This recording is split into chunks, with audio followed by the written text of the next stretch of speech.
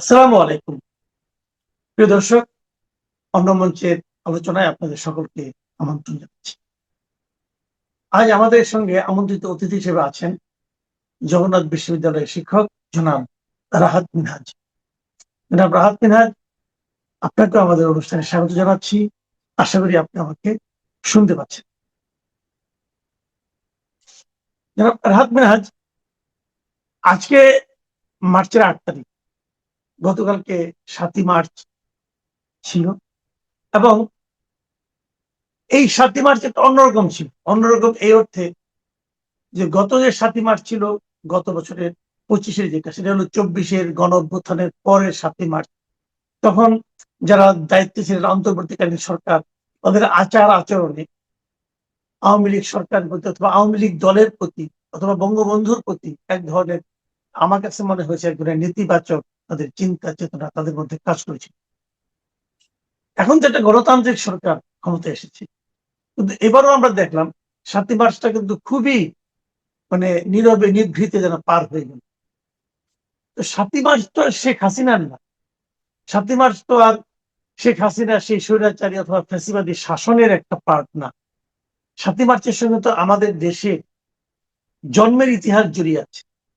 তো ৭ই মার্চকে এই যে অবজ্ঞা করা এবং অবজ্ঞা করার যে প্রবণতা, অথবা আমি মিডিয়াতে গুলো যে দেখলাম ভয়ঙ্কর রকম আচরণ, তারাও যেন মিডিয়াগুলো যেন ৭ই মার্চ প্রায় ভুলেই গেল। মিডিয়া কি নিজেরা এরকম মনে করলো, নাকি তারা কাউকে খুশি করার জন্য এই কাজটা করলো? এই যে বিষয়গুলো, এগুলো আমি নিজে আসলে ঠিক বুঝতে পারি না। আপনি কিছু বুঝতে পেরেছেন?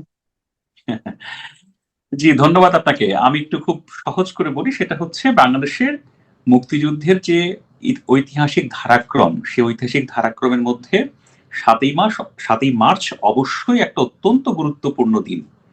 এবং বঙ্গবন্ধু শেখ মুজিবুর রহমানের যে আপনার দীর্ঘ রাজনৈতিক জীবন, এবং আমি বলবো বাঙালি রাজনীতিবিদদের মধ্যে তিনি যে অন্যতম মহত্তম পুরুষ, তারও অনেক সমস্যা ছিল। তিনি যখন রাষ্ট্রপ্রধান হয়েছেন তখন দেশ চালানোর ক্ষেত্রে তার সীমাহীন ব্যর্থতা ছিল, পরবর্তীতে বাকশাল করেছেন, সেটাও আমরা কেউ কামনা করিনি। কিন্তু এই দেশকে স্বাধীন করার জন্য যে সকল নেতা আপনার বড় ভূমিকা রেখেছেন, আমি বলবো সেখানে শেখ মুজিবুর রহমান অতুলনীয়। সেখানে তার সাথে তুলনীয় কেউ নেই। এবং তার জীবনের আমি বলবো মহত্তম একটা ক্ষণ হচ্ছে আপনার এই ৭ই মার্চের ভাষণ। তো ৭ই মার্চের ভাষণকে আসলে আহ, শেখ মুজিব আওয়ামী লীগীকরণ, আওয়ামী লীগের এটার পেছনে আওয়ামী লীগেরও কিছু দায় আছে। আপনি খেয়াল করে দেখেন, শেখ হাসিনার আমলে ৭ই মার্চের ভাষণ শুনতে শুনতে আপনার আমার কান ঝালাপালা হয়ে গিয়েছিল। বাংলাদেশের টেলিভিশনগুলো, গণমাধ্যমগুলো অলমোস্ট পাগল হয়ে গিয়েছিল। শুধু তাই নয়, আপনি ৭ই মার্চের ভাষণ শুনতে বাধ্য, আপনার মোবাইলের কলার টিউনের মধ্যে এটা আপনার ঢুকে দেওয়া হয়েছিল। এগুলো বাধ্য করা হয়েছিল। এবং কি হয়েছে, মানুষ আসলে বিতৃষ্ণা বা বীতশ্রদ্ধ বোধ করেছে একটা সময়। কিন্তু আবার এটাও ঠিক যে আপনি ৭ই মার্চের ভাষণকে ভুলতে পারেন না, ৭ই মার্চ ভাষণকে মুছে দিতে পারেন না, কারণ এটা আপনার আমার মুক্তিযুদ্ধের, গর্বের মুক্তিযুদ্ধের ইতিহাসের একটা অত্যন্ত গুরুত্বপূর্ণ পার্ট। এখন আওয়ামী লীগ ক্ষমতায় নেই, আওয়ামী লীগের পতন হয়েছে, আওয়ামী লীগের বেশিরভাগ নেতাকর্মী পলাতক, তারা কোনো অনুষ্ঠানও করতে পারেন না।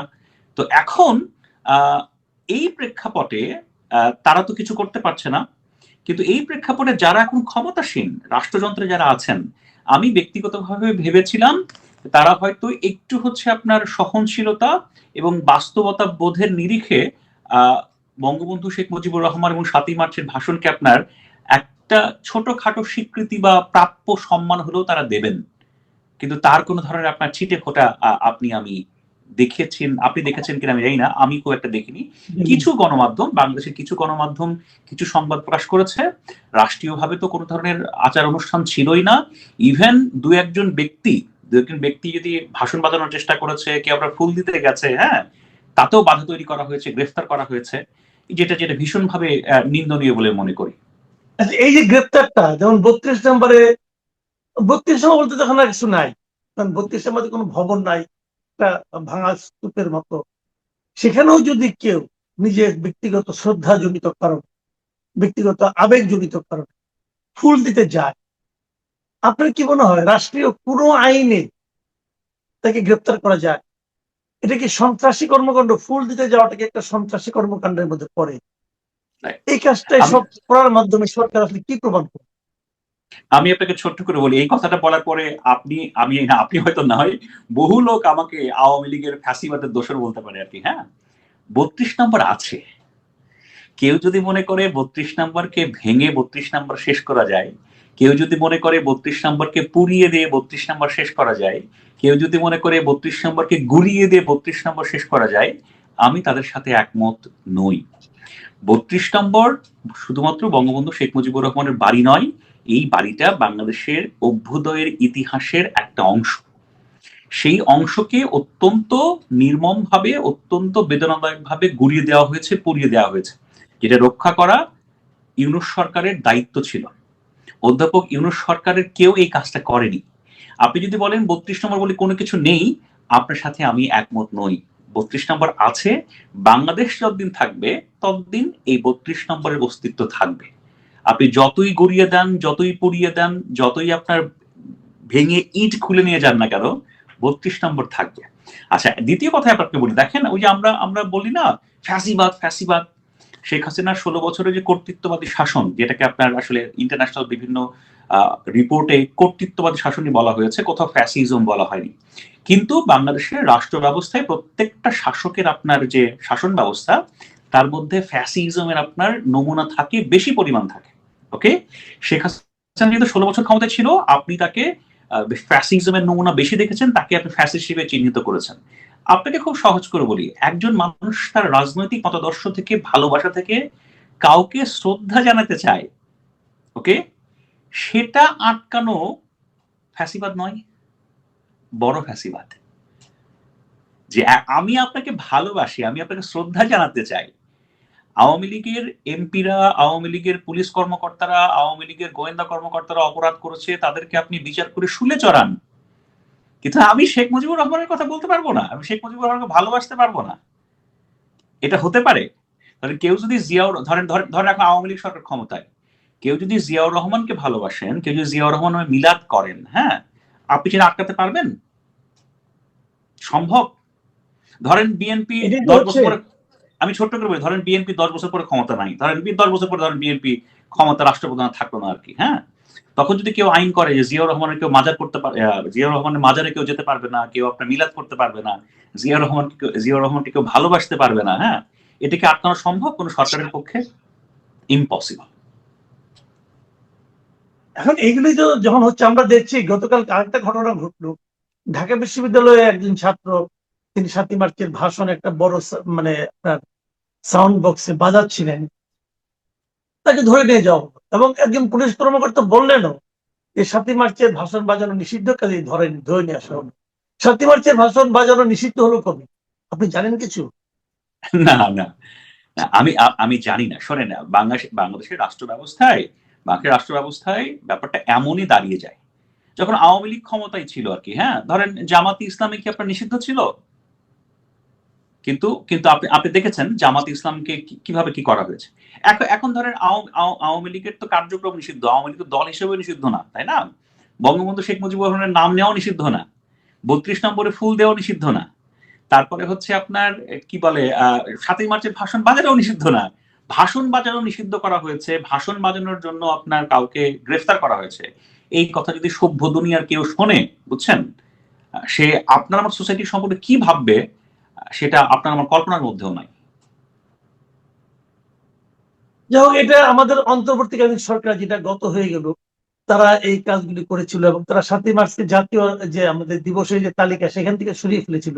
অবশ্যই জাতীয় চা দিবসটা ছিল জাতীয় তালিকায়, চা দিবসটা আছে, কিন্তু স্বাধীনতা দিয়ে আপনার ৭ই মার্চের যে ভাষণ, যেটা নাকি ইউনেস্কো পর্যন্ত তাদের তালিকাভুক্ত করেছে, সেটাকে তারা বাদ দিচ্ছে।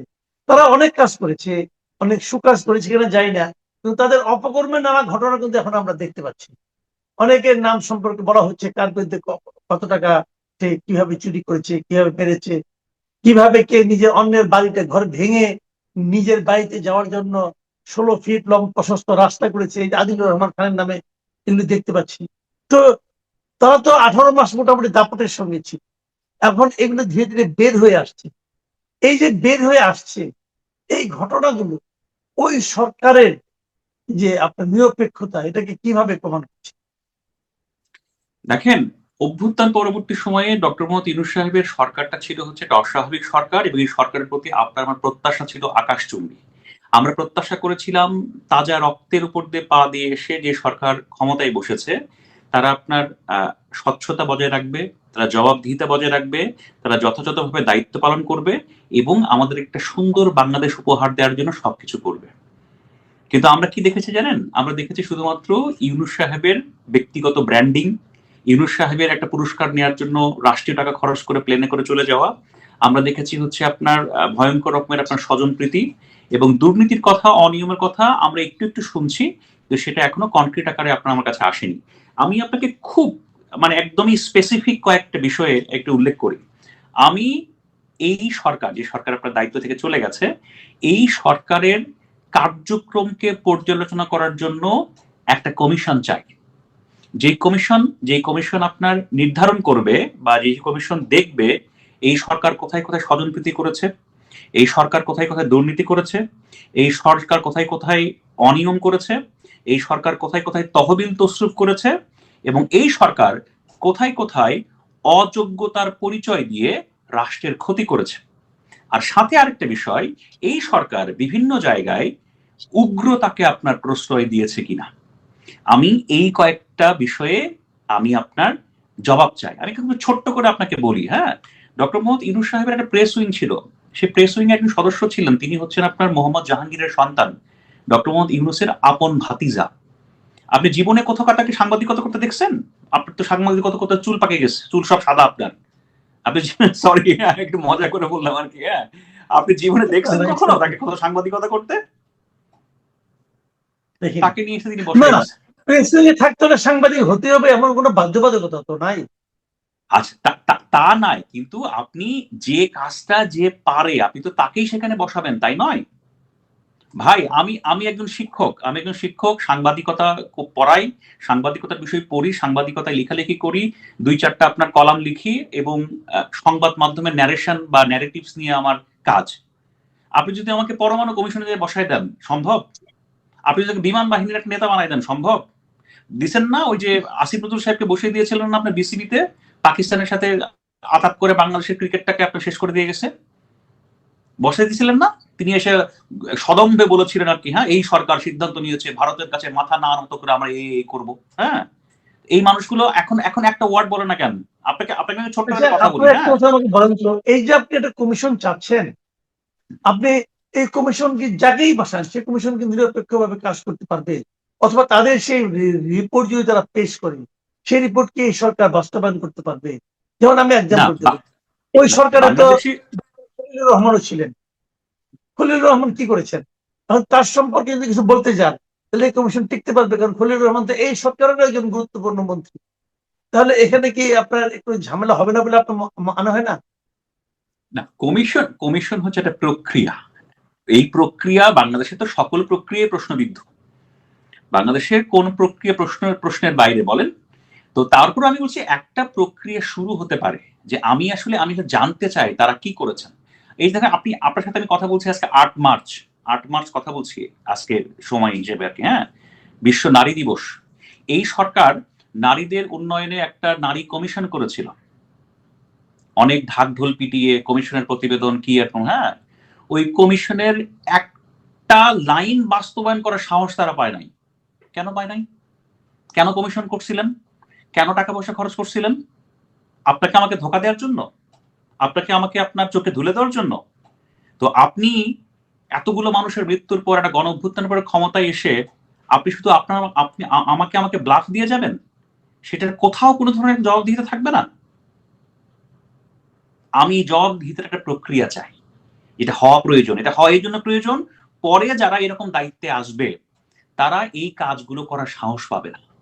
ইয়েস, আপনাকেও জবাবদিহিতার আন্ডারে, জবাবদিহিতার অধীনে আসার প্রয়োজন হতে পারে, সেটা তাদের বুঝিয়ে দেওয়া দরকার।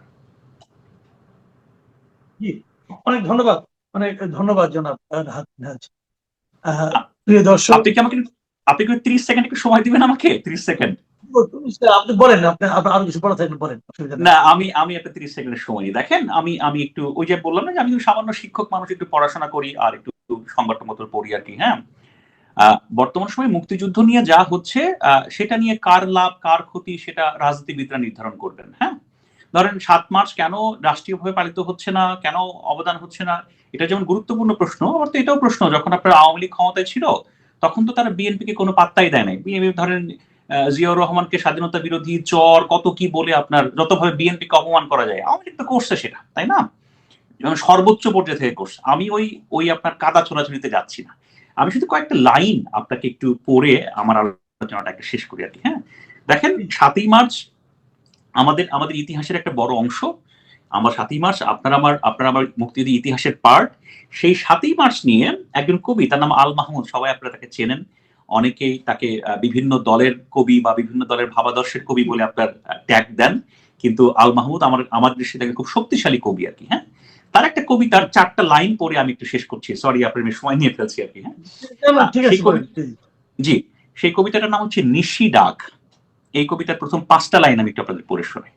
তিনি বলছেন, তার আহ্বান ছিল নিশিডাকের শীষতলা তীব্র বাঁশির মতো, প্রতিটি মানুষের রক্তবাহী শিরায় কাঁপন দিয়ে তা বাজত।